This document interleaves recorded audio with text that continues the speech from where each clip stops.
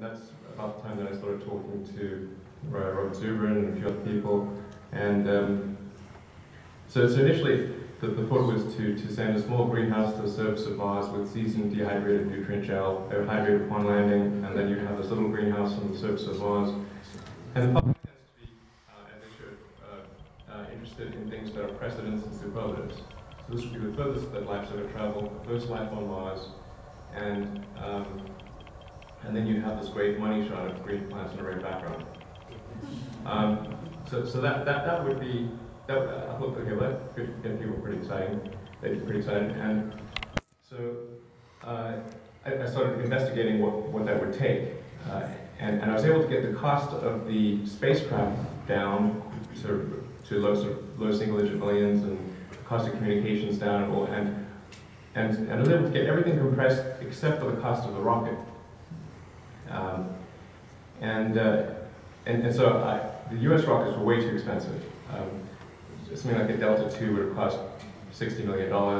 And I figured I needed to do two parallel missions, so two identical missions in case there was an equipment failure, because then it could be counterproductive.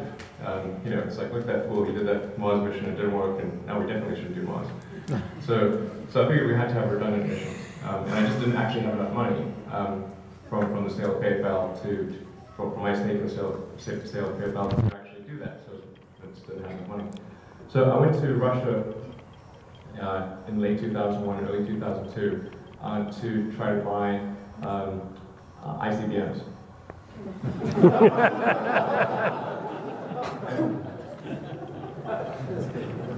That's as crazy as it sounds. So I was, I guess, about 30 years old. Internet guy arrives in Moscow, wants to buy the biggest ICBM in the Russian rocket fleet. I said, I don't need the nuke, just need the rocket. And they thought I was crazy, but then they also thought, well, he's got money, so that's. So I was able to actually negotiate a deal to buy a couple of Dneprs. Now, at the end of all that, I decided not to conclude the deal. So I negotiated a price, but decided not to conclude the deal because after my third trip to Russia, that's about the time that I realized that my original premise was wrong.